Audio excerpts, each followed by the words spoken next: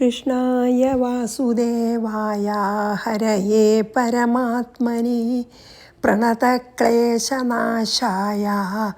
ഗോവിന്ദായ നമോ നമഃ. ശ്രീകൃഷ്ണാർപ്പണമസ്തു. സർവത്ര ഗോവിന്ദനാമ സങ്കീർത്തനം. ഗോവിന്ദ ഗോവിന്ദ. ഇന്നലെ നമ്മൾ ഭഗവാൻ ഉവാചയിലത്തെ ആദ്യത്തെ ശ്ലോകമാണല്ലോ പറഞ്ഞത്.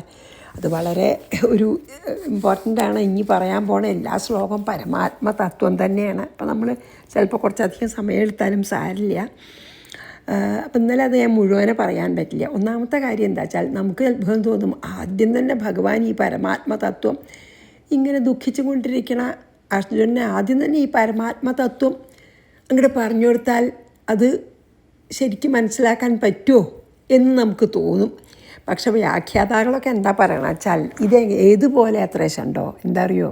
ഇപ്പോൾ നമ്മൾ തലവേദനയോ വയറുവേദനയോ ആയിട്ടൊരു ഡോക്ടറെ അടുത്തേക്ക് അതികഠിനമായിട്ടുണ്ടെന്ന് വിചാരിച്ചോളൂ, സഹിക്കാൻ വയ്യാത്ത വേദനയോടുകൂടി പോയാൽ ആദ്യം ഡോക്ടർ എന്താ ചെയ്യുക, അല്ലെങ്കിൽ വൈദ്യനോ ആരാച്ചാൽ ആ വേദന ഇല്ലാണ്ടാക്കാൻ ആദ്യം നോക്കും. ഒരു സമാധാനം കൊടുക്കാൻ ഈ രോഗിക്ക് ഒരു ആദ്യം ഒന്ന് ഒരു ഇരിക്കപ്പുറതി ആവാൻ എന്ന് പറയുമല്ലോ നമ്മൾ, ഒരു റെസ്റ്റ്ഫുള്ളായിട്ടുള്ളൊരു സ്റ്റേറ്റ്. ആ വേദന കുറയാനെങ്കിലും എന്തെങ്കിലും ചെയ്യട്ടെ വെച്ചാൽ ആദ്യം അതിനുള്ള മരുന്നാണ് കൊടുക്കും. അത് കഴിഞ്ഞിട്ടാണ് എന്തുകൊണ്ടാണ് വേദന എന്നുള്ള എല്ലാ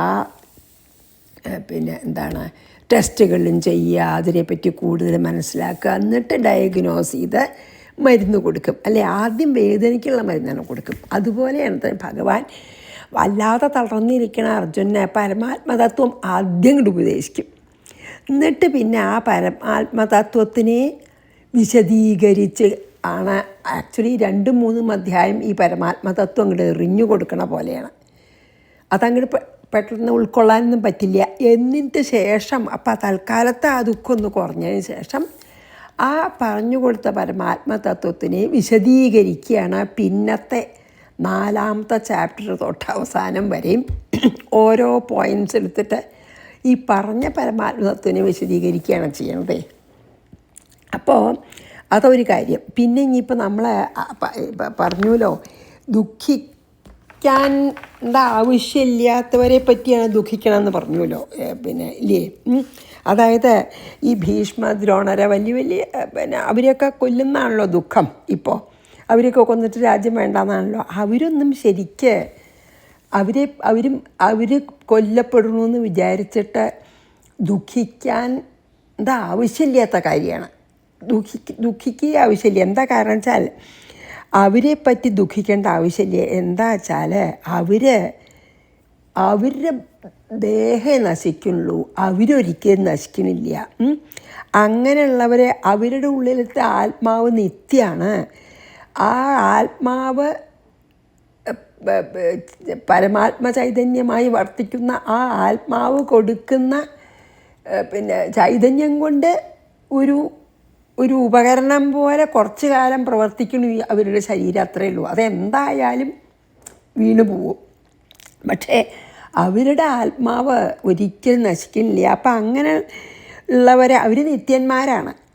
അങ്ങനെയുള്ളവരെ കുറിച്ചിട്ട് ഞാൻ കാരണം അവർ മരിക്കണു, അവരില്ലാണ്ട് എനിക്ക് എന്തിനാ രാജ്യം എന്നൊക്കെ വിചാരിക്കണത് വെറും വിഡിത്തം തന്നെയാണ്. അത് നിൻ്റെ പാണ്ഡിത്യമില്ലായ്മ തന്നെയാണ് കാണിക്കുന്നതെന്ന് പറഞ്ഞല്ലോ. പണ്ഡിതന്മാരാണെങ്കിൽ അതൊക്കെ അറിയാം. കാരണം അവരൊക്കെ നിത്യന്മാരാണ്. അതിനാൽ അവർ മരിക്കണമെന്ന് വിചാരിച്ചിട്ട് ഞാൻ ദുഃഖിക്കേണ്ട ആവശ്യമില്ല. അതിന് കാരണം ഞാനാണെന്നൊന്നും ആലോചിക്കേണ്ട കാര്യമില്ല. അപ്പോൾ അതിന് വേറൊരു വ്യാഖ്യാനത്തിൽ ശങ്കരഭാഷ്യത്തിൽ പറയണ്ടേ, വിഡ്ഢികളെ മൂഢന്മാരെ എങ്ങനെയാ വെച്ചിട്ടുണ്ടോ, മരിച്ചവരെ പറ്റിയിട്ടാത്രേ ദുഃഖിക്കുക. മൂഢന്മാർ മരിച്ചവരെ പറ്റി ദുഃഖിക്കും. ശാസ്ത്രജ്ഞന്മാർ ജീവിച്ചിരിക്കുന്നവർ ചീത്തയായി പോയവരെ പറ്റിയിട്ടാണ് അത്രേ. അതായത് ചീത്ത വഴിക്ക് പോയ ജീവിച്ചിരിക്കുന്നവരെ പറ്റിയിട്ടാണ് അത്രേ ശാസ്ത്രജ്ഞന്മാർ ദുഃഖിക്കുക. മരിച്ചവരെ പറ്റി അവർ ദുഃഖിക്കില്ല. മൂഢന്മാർ മരിച്ചവരെ പറ്റി അയ്യോ അവർ നഷ്ടപ്പെട്ടുല്ലോ കഞ്ഞക്കാരെയും. ശാസ്ത്രജ്ഞന്മാർ ജീവിച്ചിരിക്കുന്നവരിൽ തന്നെ അവർ ചീത്തയായി പോയാൽ, ചീത്ത വഴിക്ക് പോയാൽ അതിനെപ്പറ്റി ദുഃഖിക്കും. പക്ഷേ പണ്ഡിതന്മാർ ജീവിച്ചിരിക്കുന്നവരെയും മരിച്ചുപോയവരെയും ഒന്നും പറ്റി ദുഃഖിക്കില്ല. എന്താച്ചാൽ രണ്ടാളെ പറ്റി ദുഃഖിക്കില്ല. എന്താച്ചാൽ ഇരിക്കണവരും മരിച്ചവരും ഒക്കെ അവിദ്യ കൊണ്ട് നമുക്ക് തോന്നുന്ന സ്വപ്നം പോലെ ഉള്ളൂ എന്നാണ്. അതായത് ഈ ജഗത്ത് തന്നെ സ്വപ്നമെന്ന് അവർക്ക് അറിയാം പണ്ഡിതന്മാർക്ക്. അപ്പം മരിച്ചവരും ജീവിച്ചിരിക്കണവരും ഒക്കെ സ്വപ്നത്തിലത്തെ നമുക്ക് സ്വപ്നം കാണുമ്പോൾ എന്താ ശരിയോ തോന്നൂലോ. ഉണർന്നാൽ സ്വപ്നമായിരുന്നു തോന്നില്ല, അതുപോലെ ഉള്ളൂ എന്ന് പണ്ഡിതന്മാർക്ക് അറിയാമെന്ന്. അപ്പോൾ അതാണ് വ്യത്യാസം. മൂഢന്മാർ മരിച്ചവരെ പറ്റി ദുഃഖിക്കും, ശാസ്ത്രജ്ഞന്മാർ ജീവിച്ചിരിക്കണവർ ചീത്തയായി പോയാൽ ദുഷിച്ചാൽ ദുഃഖിക്കും. പണ്ഡിതന്മാർ ജീവിച്ചിരിക്കണവരെയും മരിച്ചവരെയും പറ്റി ദുഃഖിക്കില്ല. കാരണം വെറും ശരീരമാണ് ജനിച്ചതും മരിച്ചതെന്ന് അവർക്ക് അറിയാം. ആത്മാവ് നിത്യമാണ്. അതൊരു സ്വപ്നം പോലെ, ഏതുപോലെ വെള്ളത്തിൽ ഉണ്ടാവുന്ന തെര അല്ലെങ്കിൽ പൊള്ളം കുറച്ച് നേരം നിൽക്കും, പൊട്ടിപ്പോവും, അവിടെ വെള്ളം മാത്രമേ ഉള്ളൂ. അതുപോലെ ബ്രഹ്മത്തിൽ ഉദിക്കുന്ന കുറേ സാധനങ്ങളാണ് ഈ ജഡശരീരങ്ങൾ. അതൊക്കെ ഉദിക്കുകയും അസ്തമിക്കുകയും ചെയ്യും. അത് നിത്യമൊന്നുമല്ല, നിത്യമുള്ളത് ബ്രഹ്മമാണ്. അതിനൊന്നും ഒരിക്കലും പറ്റില്ല എന്ന് അറിയാം എന്നുള്ളതുകൊണ്ടാണ് കേട്ടോ. അപ്പോൾ അതും കൂടി ഞാൻ പറയാം. അപ്പോൾ എന്താ അതിൽ പറഞ്ഞു കൊണ്ടുവരണം വെച്ചാൽ വലിയൊരു തത്വമാണ് പറയണത്. ഇപ്പം അങ്ങോട്ട് അർജുനത് മുഴുവൻ ബോധ്യമാവില്ലെങ്കിലും തൽക്കാലം സമാധാനമാവും. എന്താ, ഭീഷ്മനും ദ്രോണരൊന്നും ശരിക്കും മരിക്കില്ല, അവർ ഈ ജഡശരീരം മരിക്കുള്ളൂ എന്ന് തോന്നൂല. അങ്ങനെയാണ്. അപ്പോൾ ഭഗവാന്റെ അപ്രോച്ച് അതാണ്.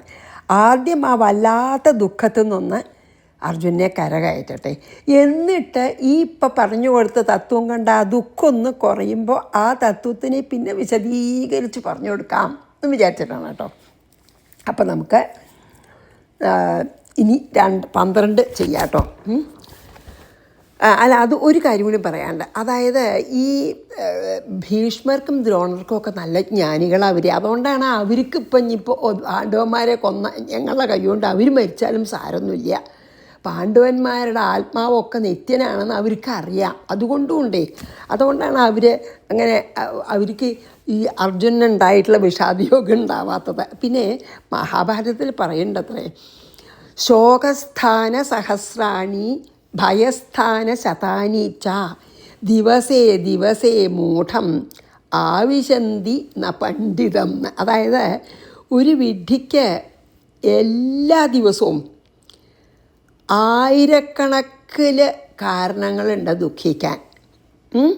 ആയിരക്കണക്കിൽ കാരണങ്ങളുണ്ട് ഒരു മൂഢന് പേടിക്കാനും. ഭയവും ദുഃഖവും ഒഴിഞ്ഞു മാറുന്ന സമയമില്ല മൂഢന്മാർക്ക്. പക്ഷേ പണ്ഡിതന്മാർക്ക് ഭയവും ഇല്ല, ദുഃഖവും ഇല്ല. കാരണം ഇവിടെ ബ്രഹ്മം മാത്രമേ ഉള്ളൂ. അത് നിത്യവും നിത്യമാണ്, ആനന്ദമാണെന്ന് അറിയാം പണ്ഡിതന്മാർക്ക്. അതുകൊണ്ടാണ് അവർക്ക് ദുഃഖമില്ല, ഭയമില്ല. മൂഢന്മാർക്ക് എപ്പോഴും ദുഃഖ ഭയമുള്ളൂ എന്ന്. അങ്ങനെ അതും കൂടി പറഞ്ഞു നിർത്താം. ഇനി നമുക്ക് 12 പോവാം. നത്വേവാഹം ജാതുനാസം നത്വം നേമേ ജനാധിപാ ന ചൈവ ന ഭവിഷ്യാമ സർവേ വയമതഃ പരം. അപ്പോൾ 12 അർത്ഥം നോക്കാപ്പോൾ നമുക്ക് അഹം ഞാൻ, ജാതു ഒരിക്കലും, ന ആസം തു ന ഏവാ ത്വം ഞാൻ ഒരിക്കലും ഇല്ലാതിരുന്നിട്ടേയില്ല. ഞാൻ ഇല്ലാത്തൊരു കാലമേ ഇല്ല. നീയും അങ്ങനെ തന്നെയാണ്. ഞാനില്ലാത്തൊരു കാലമേ ഉണ്ടായിട്ടില്ല. മീൻസ് എന്താ, ഞാൻ എല്ലാ കാലത്തും ഉണ്ട്. നീയും അതെ, അങ്ങനെയാണ്. ഇല്ലാതിരുന്നിട്ടില്ല. ആര്? ഇമേ ജനാധിപാഹ, ഈ യുദ്ധക്കളത്തിലുള്ള രാജാക്കന്മാരാരും ഇല്ലാതിരുന്ന ഒരു കാലമില്ല. മീൻസ് എല്ലാ കാലത്തും അവരും ഉണ്ട്.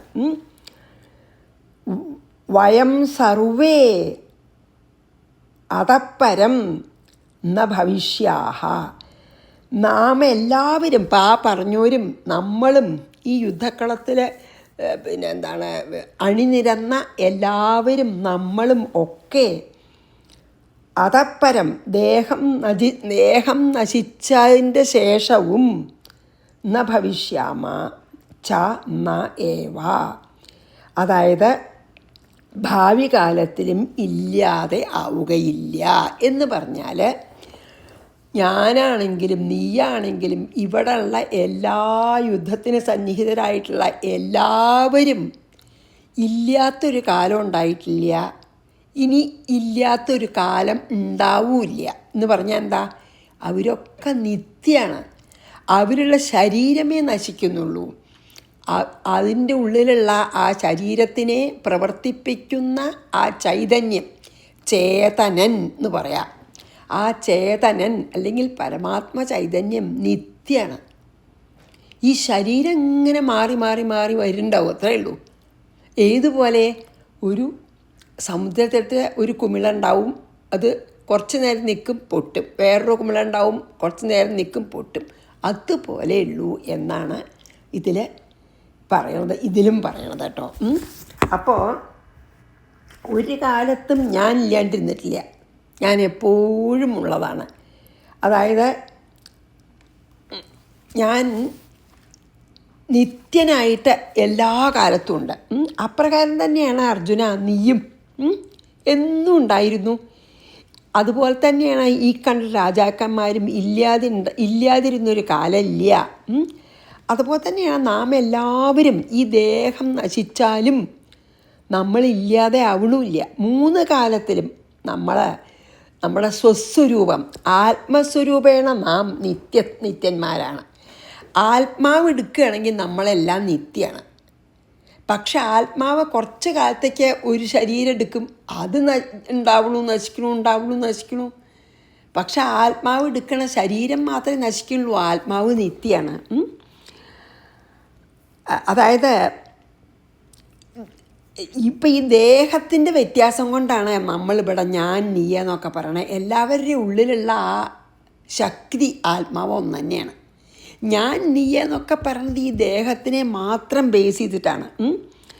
അതായത് ആത്മാവിനെ നോക്കുകയാണെങ്കിൽ നമ്മളെല്ലാവരും ഒന്നാണ്. ഒരേ ഒരു ബ്രഹ്മശക്തി അല്ലെങ്കിൽ ഒരേ ഒരു ചേതനനാണ് നമ്മളെ ഒക്കെ ചൈതന്യവത്താക്കുന്നത്.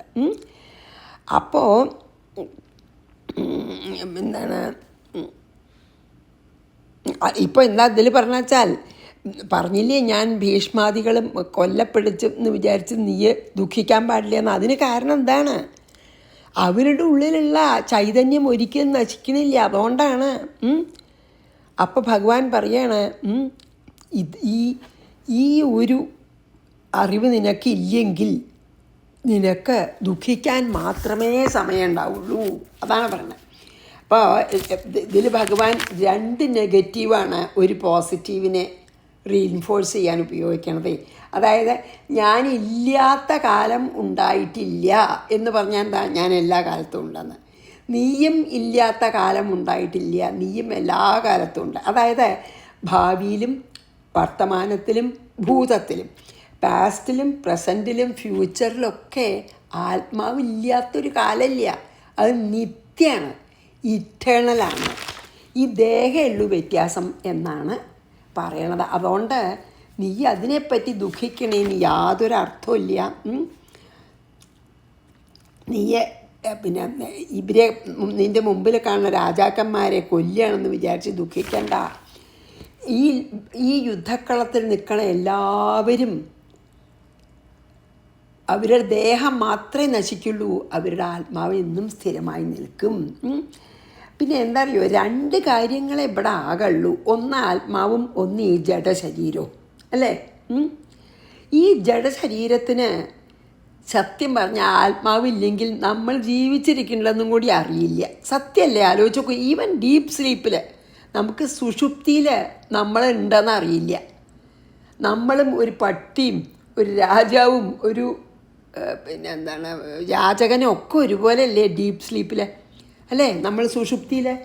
അപ്പോൾ ദേഹത്തിന് നമ്മളുണ്ടെന്നോ ഒന്നും അറിയില്ല. ഈ അറിയണത് മുഴുവൻ ആത്മാവിനാണ്. ആത്മാവിനാണ് ഞാൻ ജീവിച്ചിരിക്കുന്നു, അല്ലെങ്കിൽ ഞാനുണ്ട്, ഐ എക്സിസ്റ്റ് എന്നുള്ള ബോധം ആത്മാവിൻ്റെയാണ്. ഒരു നിമിഷം ബോധമില്ലെങ്കിൽ ആലോചിച്ച് നോക്കൂ, മരിക്കേണ്ട, ബോധമില്ലാണ്ട് ഉറക്കത്തിൽ ആലോചിച്ച് നോക്കൂ, നമുക്കറിയില്ല ഒന്നും. അപ്പോൾ ഈ ജഡശരീരത്തിന് ഒന്നും അറിയില്ല. ആത്മാവ് എന്നും ഫ്രീ ആണ്. ഈ ജഡശരീരത്തിന് ഉണ്ടാവുന്ന ഒരു സുഖങ്ങളോ ദുഃഖങ്ങളോ വിഷമങ്ങളോ ഒന്നും ആത്മാവിനെ ബാധിക്കുന്നില്ല. ആത്മാവ് കംപ്ലീറ്റ്ലി ഫ്രീ ആണ്, ഒന്നിനെയും ആശ്രയിക്കണില്ല. പക്ഷേ ശരീരം അങ്ങനെയല്ല, ഫ്രീ അല്ല. ആൻഡ് ആത്മാവിനെയാണ് ആശ്രയിക്കണം. ആത്മാവ് പോയാൽ നമ്മൾ ജീവൻ പോയി പറയില്ലേ, ചത്തു പറയും. അപ്പം ശരിക്കും ജഡാണ്. ആത്മാവിൻ്റെ സാന്നിധ്യം കൊണ്ടാണ്, ചേതനൻ എന്ന് പറയാം നമുക്ക്. ചേതനൻ്റെ സാന്നിധ്യം കൊണ്ടാണ് ജഡശരീരം പ്രവർത്തിക്കണത്. ആ ചേതനൻ വിട്ടുപോയാൽ ശരിക്കും ജഡാണ് നമ്മുടെ ശരീരം. ആ ചേതനകത്തുള്ളത് കൊണ്ടാണ് ഉണ്ടാവണത്. അപ്പോൾ അർജുന, ഈ സ്വസ്വരൂപം ഉണ്ടല്ലോ, അത് നമ്മുടെ ഉള്ളിലുള്ള ആ എല്ലാവരുടെ ഉള്ളിലുള്ള ആ സ്വസ്വരൂപം ഇറ്റേണലാണ്. നമ്മുടെ അതെ, നമ്മുടെ ശത്രുക്കളുടെ അതെ.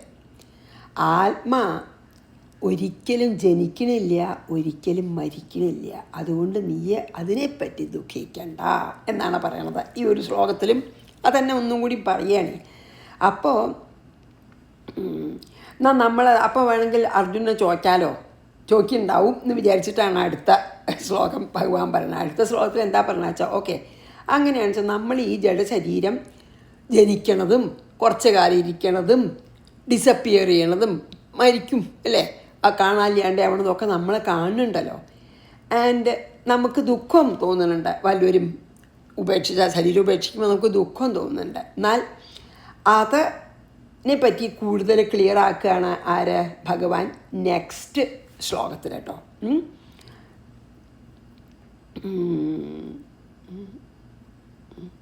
അതെ, അതാണ്. അപ്പം നമ്മളെ ഇപ്പോൾ ഈ ഒരു ശ്ലോകങ്ങൾ ഭഗവാൻ പറയാൻ നോക്കണത് എന്താ വെച്ചാൽ, നമ്മുടെ എല്ലാവരുടെ ഉള്ളിലുള്ള ആത്മാവിന് ഒന്നും പറ്റുന്നില്ല ഒരു കാലത്തും. അതുകൊണ്ടാണ് ഞാനും നീയും ഇവിടെ ഉള്ള എല്ലാവരും ഒരിക്കലും ജനിക്കണമില്ല, ഒരിക്കലും മരിക്കണമില്ല. അതെന്നുള്ള ഇറ്റേണലായിട്ടുള്ള പരമാത്മ ചൈതന്യമാണ്. അതുകൊണ്ട് നീ വിഷമിക്കേണ്ട അർത്ഥമില്ല എന്നാണ് അതിൽ പറഞ്ഞത് കേട്ടോ. ഇനി നമുക്ക് 12 വായിച്ച 13 പോവാം. ഇതൊക്കെ ശരിക്കും പറയാ വെച്ചാൽ നമുക്ക് വെറുതെ ഇങ്ങനെ കേട്ടാൽ കുറേ നേരം നമ്മളത് ഇത് മനനം ചെയ്യാതെ നമുക്ക് ഒട്ടും അത് എന്താ പറയുക ഉൾക്കൊള്ളാൻ സാധിക്കില്ല. അപ്പം നമ്മളിത് കേട്ട് കഴിഞ്ഞിട്ട് കുറേ നേരം അതിനെപ്പറ്റി മനനം ചെയ്യണം, അതിനെപ്പറ്റി ആലോചിക്കണം. ശരിയല്ലേ, നോക്കൂ, ഞാൻ ഈ ആത്മാവ് ഒരു നേരം വിട്ടുപോകും കൂടിയും വേണ്ട. ഈ ജഡശരീരം ഡീപ്പ് സ്ലീപ്പിൽ ഉറങ്ങണ സമയത്ത് പോലും നമുക്ക് ബോധം കെട്ടുവെച്ചാൽ പറയണ്ട, നമ്മളെ എവിടെയാണ് എന്താണെന്നൊന്നും നമുക്കറിയില്ലല്ലോ. അപ്പോൾ ആത്മാവ് മാത്രമേ ശരിക്ക് ഇതിൽ റിയൽ ഉള്ളൂ, സത്യം ആത്മാവേ ഉള്ളൂ. ഈ ശരീരം ആത്മാവിൻ്റെ സാന്നിധ്യത്തിൽ നമുക്ക് ഉണ്ടെന്ന് തോന്നുകയാണ് എന്നുള്ളതൊക്കെ നമ്മൾ കുറേ ആലോചിക്കണം കേട്ടോ. അപ്പോൾ ഞാൻ ഇത് വായിച്ച് 13 പോവാം. നത്വേവാഹം ജാതു നാസം നത്വം നേമേ ജനാധിപാ ന ചൈവ ന ഭവിഷ്യാമഃ സർവേ വയമതഃ പരം. എല്ലാവരും അങ്ങനെയാണ്. അങ്ങനെയൊക്കെ പറയുമ്പോഴല്ലേ നമുക്ക് ഈ ജീവിതത്തിലത്തെ യാഥാർത്ഥ്യങ്ങളെ, റിയാലിറ്റീസിനെ നമുക്ക് കുറച്ചും കൂടി നന്നായിട്ട് ഫേസ് ചെയ്യാൻ പറ്റുമല്ലോ അല്ലേ. അതുകൊണ്ടാണ് നമുക്കും ഭഗവത്ഗീത ഒരുപോലെ പ്രധാനമാണെന്ന് പറയണത്. അതായത് ഈ ശരീരത്തിൻ്റെ ഒരു ഇംപെർമനൻസി, അതിന് ജനിക്കും, വലുതാവും, മിഡിൽ ഏജ് ആവും, വാർദ്ധക്യവും, മരിക്കും അല്ലേ. ഈ പരിണാമമൊക്കെ ഉണ്ട്. അങ്ങനെയാണെന്നുള്ളത് നമുക്ക് കാണുന്നുണ്ട് നമ്മൾ ദിവസേന. പക്ഷെ സ്റ്റിൽ നമുക്ക് അങ്ങോട്ട് അത് ആക്സെപ്റ്റ് ചെയ്യുന്നില്ല നമ്മൾ. അതാണ്. ഇനി നമുക്ക് 13. ദേഹിനോസ്മ്യന്യഥാ ദേഹേ കൗമാരം യൗവനം ജരാ തഥാ ദേഹാന്തരപ്രാപ്തിർധീരസ്തത്ര ന മുഹ്യതി. അപ്പോൾ ഭഗവാൻ പറയുകയാണ് ശരിയാണ്, നമുക്ക് ഇങ്ങനെ കാണുന്നുണ്ടല്ലോ ദേഹം ഉണ്ടാവണതും വലുതാവണതും മരിക്കണതും ഒക്കെ. അപ്പോൾ അതിനെ നമുക്ക് ആ ഒരു ഡൗട്ട് ഭഗവാൻ കളയാൻ നോക്കുകയാണ്. എന്താ അറിയോ,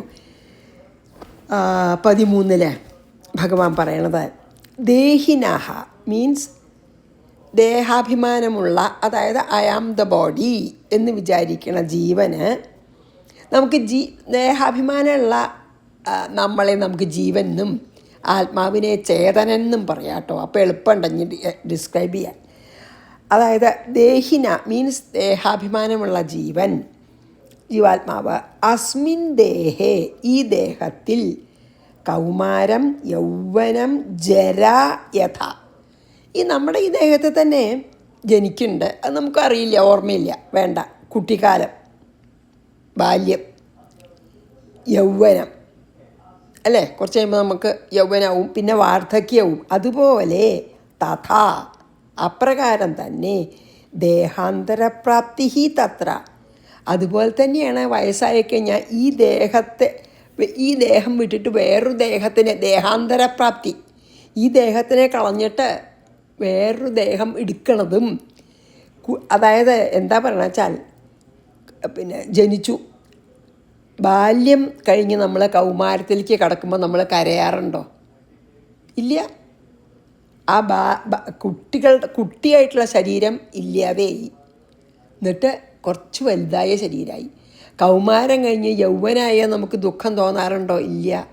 യൗവനം കഴിഞ്ഞ് വാർദ്ധക്യമായ ദുഃഖം തോന്നാറുണ്ടോ? ഒന്ന് നമ്മളെ ഒക്കെ ഞാൻ തന്നെയാണ് നമുക്ക് അല്ലേ. അപ്പോഴൊക്കെ വാർദ്ധക്യം കഴിഞ്ഞ് അല്ലെങ്കിൽ വാർദ്ധക്യത്തിൽ അവസാനം നമ്മൾ ഈ ബോഡി നശിച്ച് വേറൊരു ബോഡി എടുക്കുകയാണ്. അതിനാണ് നമ്മൾ ദുഃഖിക്കണത്. പക്ഷെ ദുഃഖിച്ചിട്ട് ഈ ബാല്യത്തിൽ നിന്ന് കൗമാരത്തിലേക്ക് പോണ പോലെയും കൗമാരത്തിൽ നിന്ന് വാർദ്ധക്യത്തിലേക്ക് പോണ പോലെയും മാത്രമേ ഉള്ളൂ മരണത്തിൽ നിന്ന് വേറൊരു ബാല്യത്തിലേക്ക് പോണതെന്ന്. അതാണ് പറയണത് ഇതിൽ. അപ്പോൾ വേറൊരു ദേഹത്തെ എടുക്കലും ഈ അവസ്ഥയിൽ എന്താ തത്ര ധീരഹ ന മുഹ്യതി. ഇത് മനസ്സിലാക്കിയിട്ടുള്ളൊരു ധീരൻ അതിനെപ്പറ്റി ഒരിക്കലും ദുഃഖിക്കില്ല, മരണത്തിനെ പറ്റിയിട്ട്. അതാണല്ലോ ഇപ്പോൾ ഇവിടെ കൊല്ലും എന്നുള്ള ഇവരൊക്കെ കൊന്നിട്ട് എനിക്ക് രാജ്യം വേണ്ടെന്നല്ലേ. അപ്പോൾ അതാണ് പറയണത്. അതായത് എന്താ പറയണത്, ഈ ദേഹാഭിമാനിയായിട്ടുള്ള ജീവന് നമുക്ക് അതായത് ഐ ആം ദ ബോഡി എന്ന് വിചാരിക്കണ ആളൊക്കെ എപ്രകാരമാണ് ബാല്യവും യൗവനവും വാർദ്ധക്യമൊക്കെ ഉണ്ടാവണ ദേഹത്തിന് അതുപോലെ തന്നെയുള്ളൂ. ഈ ദേഹം ത്യജിച്ച് വേറൊരു ദേഹം എടുക്കണത് മാത്രമേ ഉള്ളൂ. ദേഹേ നശിക്കണുള്ളൂ, ആത്മാവ് നശിക്കണില്ല എന്നറിയുന്ന ധീരൻ അർജുനനെ പോലെ ദുഃഖിക്കാൻ പാടില്ല എന്ന്. അപ്പം അർജുനൻ ധീരനല്ല എന്നുള്ളത് പറഞ്ഞു അല്ലേ. അതായത് ദേഹീച്ച എന്താ അറിയോ, ദേഹീച്ച ദേഹത്തോട് കൂടിയവൻ എന്നാണേ. അപ്പം അത് ദേഹം എന്ന് പറഞ്ഞാൽ ഈ ജഡശരീരമാണ്. ദേഹി പറഞ്ഞാൽ ശരിക്കും അതിൻ്റെ ഉള്ളിലിരിക്കുന്ന ആത്മാവാണ്. മനസ്സിലായില്ലേ? അതാണ് ദേഹത്തോടു കൂടി ഇരിക്കുന്ന ആത്മാവ്. അതാണ് നമ്മൾ ഐ ആം ദ ബോഡി എന്ന് വിചാരിക്കണതാണ് ശരിക്കും ഈ ദേഹി. ഈ ദേഹത്തിൽ അപ്പം നമ്മളിതൊക്കെ കാണുന്ന പോലെ അപ്പം നമ്മൾ വിചാരിക്കണം ഞാൻ ഈ കുട്ടിക്കാലത്തു നിന്ന് യൗവനത്തിലേക്കും യൗവനത്തു നിന്നും അതുപോലെ തന്നെ ഉള്ളൂ. ഈ ശരീരം വിട്ടാൽ ഞാൻ വേറൊരു ശരീരം എടുക്കും. അത് വേറൊരു അവസ്ഥ. ബാല്യാവസ്ഥ, കൗമാരാവസ്ഥ, യൗവനാവസ്ഥ, വാർദ്ധക്യാവസ്ഥ, പിന്നെയും ആദ്യം ഒരു ബാല്യാവസ്ഥ. അത്രയേ ഉള്ളൂ. അല്ലാതെ യാതൊന്നുമില്ല. ആത്മാവിനൊന്നും പറ്റില്ലേ, ഈ ദേഹത്തിനേ ഉള്ളൂ. ആത്മാവ് പിന്നെ ഒന്ന് തന്നെ. ആത്മാവ് ഇതിൻ്റെ ഉള്ളിൽ നിന്ന് വേറൊരു ദേഹം എടുക്കണം. അത് മനസ്സിലാക്കിയാൽ പിന്നെ ദുഃഖിക്കില്ല എന്ന്. അതേപോലെയാണ് ഇപ്പം നമ്മൾ സ്വപ്നം കാണുമ്പോൾ നമ്മൾ ഉണർന്നാൽ അങ്ങനെയല്ലേ വിചാരിക്കുക. അത് നമ്മളൊക്കെ അറിയാലോ. അതുപോലെ വിചാരിക്കണം എന്നാണ് പറയണത്. എളുപ്പമല്ല എങ്കിലും. അപ്പോൾ നമുക്ക് നോക്കാം. നമുക്ക് അർജുനൻ എത്ര ധീരനല്ലേ, എന്നിട്ട് പിന്നെ എന്താ ഇങ്ങനെ ഈ ദുഃഖിക്കാൻ പാടില്ലാത്തതിനെ പറ്റി ദുഃഖിക്കണത്? ഒഴിച്ചുകൂടാൻ പാടില്ലാത്തതാണ് ഈ മാറ്റം. ഈ ശരീരത്തിൻ്റെ മാറ്റം ഒഴിച്ചുകൂടാൻ പറ്റില്ല. ഒരു കുട്ടി വലുതാവണ്ട പറഞ്ഞാൽ പറ്റുമോ? വലുതാവാണ്ടിരിക്കില്ല, മരിക്കുക വേണം അതിന് മുമ്പേ അല്ലേ. വലുതാവും, വാർദ്ധക്യവും മരിക്കും ചെയ്യും. അതായത് ദേഹം നശിക്കും ചെയ്യും. അങ്ങനെ ഒഴിച്ചുകൂടാൻ പാടില്ലാത്ത ദുഃഖത്തിന് നീയ് ഇത്ര ധീരനായിട്ട് എന്താ അങ്ങനെ ദുഃഖിക്കണ? ഞാൻ വേറൊരു ഇതിൽ വായിച്ചു. ധീ പറഞ്ഞാൽ ബുദ്ധി, ഇൻ്റലിജൻസ്. നമ്മൾ പറയണ ഇംഗ്ലീഷിൽ ഇൻ്റലിജൻസ്. ധീ പറഞ്ഞാൽ ബുദ്ധി. രാ പറഞ്ഞാൽ വിവേകാത്രേ, അതായത് പവർ ഓഫ് ഡിസ്ക്രിമിനേഷൻ. അതുകൊണ്ടാണ് ധീര എന്നുള്ള വാക്കിൻ്റെ അർത്ഥം എന്താ വെച്ചാൽ വിവേകത്തോടു കൂടിയിട്ടുള്ള ബുദ്ധി എന്നാണ്. വിവേകം കൂടിയുള്ള ബുദ്ധിയാണ് ധീരൻ. അതുകൊണ്ടാണ് ഇപ്പോൾ ഭഗവാൻ പറയണത് നിനക്ക് വിവേകം ഇല്ലാണ്ട പോയില്ലോ എന്ന്. അതേപോലെ തന്നെയാണ് നമ്മളിപ്പോൾ നമുക്ക് ജനിച്ച ഉടനെ നമുക്കൊരു പേടിയില്ല. മരണമാണ് നമുക്ക് പേടി. അപ്പോൾ നമ്മളെ എല്ലാ ഈ സ്റ്റേജസ് ഉണ്ടല്ലോ, നമ്മളിങ്ങനെ പോകുന്നുണ്ട്. അപ്പോൾ ഒന്നും നമുക്ക് ഇതില്ലാത്ത ആ ബോഡി അപ്പോഴും അവിടെ ഉണ്ടാവുകൊണ്ടാണ്. പക്ഷേ അവസാനം ബോഡി ഇല്ലാതെയായിട്ട് വേറൊരു ബോഡി എടുക്കണം നമ്മൾ കാണുന്നില്ലല്ലോ. അപ്പം നമ്മൾ പേടിക്കുകയാണ്. അതുകൊണ്ടാണ് ഇതൊക്കെ ഏതുപോലെയാണെന്നാ പറയണ അറിയോ? ഈ ബോഡി ഉണ്ടാവണതും ഇങ്ങനെ പരിണാമം നടക്കണതും അത് കഴിഞ്ഞ് നശിക്കണതും ഒക്കെ ശരിക്കും തന്നെ ഇപ്പോൾ ഒരു മരുഭൂമിയിൽ ഒരു മിറാഷ്, ഒരു മരുപ്പച്ച കണ്ടു, അടുത്തേക്ക് പോയാൽ അതില്ല, അല്ലേ? ഉണ്ടെന്ന് തന്നെ തോന്നും, എന്നിട്ട് അടുത്തേക്ക് പോയാൽ അതില്ല. അതുപോലെ ഉള്ളൂ ആത്മാവിൽ പൊന്തി മറയുന്ന ദൃശ്യങ്ങൾ, സീൻസാണത്രേ ഈ നമ്മുടെ ശരീരം. ആത്മാവിൽ പൊന്തി മറയുന്ന ദൃശ്യങ്ങൾ എന്ന് തന്നെ പറയണ്ട. അല്ലെങ്കിൽ വെള്ളത്തിൽ തിര ഉണ്ടായി ഇല്ലാണ്ടാവും, അതുപോലെ ഉള്ളൂ. വെള്ളത്തിനൊന്നും സംഭവിക്കണില്ല, അതുപോലെയാണ്. ജസ്റ്റ് ഒരു മരുഭൂമിയിലെ മരുപ്പച്ച പോലെയുള്ളൂ ആത്മാവ്. ഒരു മാറ്റവും ഇല്ലാതെ ഉള്ള ഒരു സനാതനമായിട്ടുള്ള ശക്തിയാണ് എന്നാണ്. ബോഡിയാണ് നമ്മളെ, ബോഡിയായിട്ട് ആത്മാവ് പിന്നെ താതാത്മ്യം പ്രാപിക്കുമ്പോഴാണ് നമ്മൾ ജീവൻ പറയണത്. കാരണം ഞാനാണ് ബോഡിന്ന് ആത്മാവ് വിചാരിക്കുമ്പോൾ ജീവാത്മാവെന്ന് പറയും. ശരിക്കുള്ള അതിനെയാണ് നമ്മൾ ചേതനൻ എന്ന് പറയുന്നത്, നമ്മളാ ചൈതന്യം തരുന്നതിന്. അപ്പം നമുക്ക് 3 ശരീരം ഉണ്ടാ പറയുമല്ലോ. ഒന്ന് ഈ സ്ഥൂല ശരീരം, അതായത് നമുക്ക് തൊടാനൊക്കെ പറ്റുന്ന പുറത്തെ ശരീരം. പിന്നെ മനസ്സും ഇന്ദ്രിയങ്ങളുള്ളതാണ് സൂക്ഷ്മ ശരീരം. പിന്നെ രാത്രി ഡീപ്പ് സ്ലീപ്പിൽ നമ്മൾ മരിക്കണില്ലല്ലോ, അപ്പോൾ ആ ഡീപ്പ് സ്ലീപ്പിലുണ്ടോ ശരീരം, അതിനെയാണ് കാരണശരീരം പറയുക. അത് അജ്ഞാനാണ് കാരണശരീരം. ആ സൂക്ഷ്മ ശരീരമാണ് സ്വപ്നം കാണുന്നത്, അല്ലേ? മനസ്സും ഇന്ദ്രിയങ്ങളും. പിന്നെ നമ്മുടെ ജാഗ്രതത്തിൽ സ്ഥൂല ശരീരമാണ്, അതായത് ഗ്രോസ് ബോഡിയാണ് എല്ലാം അനുഭവിക്കുന്നതും ചെയ്യണതൊക്കെ. സ്വപ്നം കാണുന്നത് സട്ടിൽ ബോഡി, മനസ്സും ഇന്ദ്രിയങ്ങളും. ഡീപ്പ് സ്ലീപ്പിൽ എന്താ ഉള്ളത്? ഒന്നുമില്ല, ഈ കാരണശരീരം, അജ്ഞാനം മാത്രമേ ഉള്ളൂ, അല്ലേ? അപ്പോൾ ഈ ദേഹത്തിന് മാത്രമേ ഈ ചേഞ്ചസ് ഉള്ളൂ. ഏതാ ഉണ്ടാവുക, ആൻഡ് നിലനിൽക്കുക, വർദ്ധിക്കുക, വളരുക, പരിണാമം, ചേഞ്ചസ്, പിന്നെ ഓൾഡാവുക, നശിക്കുക. ഇപ്പോൾ ഇംഗ്ലീഷിൽ പറയുക വെച്ചാൽ ബർത്ത്, എക്സിസ്റ്റൻസ്, ഗ്രോത്ത്, ചേഞ്ച്, പരിണാമം, പിന്നെ വാർദ്ധക്യം, വീക്കാവും, പിന്നെ പെറിഷ്, നാശം. ഇതിനെയാണ് സ്വഭാവം എന്ന് പറയുക. അതായത് ചേഞ്ച് ചെയ്യണതിനെ സ്വഭാവം എന്ന് പറയുക. മറ്റത് ഏതാ? ആത്മാവ് സ്വരൂപമാണ്. ആ സ്വരൂപത്തിന് ഒരു വ്യത്യാസമില്ല. ഇപ്പോൾ ഒരു വെള്ളം ഉണ്ടാവും, വെള്ളമായിട്ട് തന്നെ നിൽക്കണം, പക്ഷെ അതിലിങ്ങനെ ഒരു തിര പതുക്കെ ഉണ്ടാവണു. മുകളിലേക്ക് എത്ര ആ കാറ്റിനനുസരിച്ച് എന്താ വെച്ചാൽ അത് മുകളിലേക്ക് വരും, കഴിഞ്ഞാൽ കുറച്ച് കഴിഞ്ഞാൽ താഴത്തേക്ക് തന്നെ പോകും. അതാണ് ആ തിരയാണ് നമ്മളെ, അതാണ് നമ്മൾ. അപ്പോൾ വെള്ളമാണ് സത്യം, അല്ലേ? അതുപോലെയാണ് ആത്മാവാണ് സത്യം. ആ ആത്മാവിൽ പൊന്തണ ബർത്ത്, എക്സിസ്റ്റൻസ്, അതായത് ജനനം, നിലനിൽപ്പ്, വളർച്ച, പരിണാമം, വാർദ്ധക്യം, നാശം. അതൊക്കെ ആ സ്വഭാവമേ ഉള്ളൂ, അത് സ്വരൂപമല്ല. മീൻസ് റിയൽ ആത്മാവിന് ഇതൊന്നുമില്ല എന്നാണ് ഇതിൽ പറയണത്. അപ്പോൾ ആരാ ഏതിനാണ് ജനനം ഉണ്ടായത് അതേ മരിക്കുന്നുള്ളൂ. അപ്പോൾ എന്താ, ശരീരത്തിനാണ് ജനനം, ആത്മാവിന് ജനനമില്ല, മരണമില്ല. അപ്പം അതുകൊണ്ട് നീ എന്തിന് ദുഃഖിക്കുന്നു എന്നാണ് പറഞ്ഞത്. ഡെത്ത് ഈസ്, നീ ഇപ്പോൾ വിചാരിക്കുന്നത് മരണം കൊണ്ടാണ് ദുഃഖിക്കണം നീ അല്ലേ? അപ്പോൾ ഒരു മൂഢനാണെന്ന് ഞാൻ പറയാൻ കാരണം എന്താന്ന് അർജുന, എന്താച്ചാൽ ഇത് ഒരു കുട്ടി വളർന്ന് വലുതാവണ പോലെ തന്നെ ഉള്ളൂ ഈ ദേഹം വിട്ട് വേറൊരു ദേഹം. ആത്മാവിനൊന്നും പറ്റില്ല.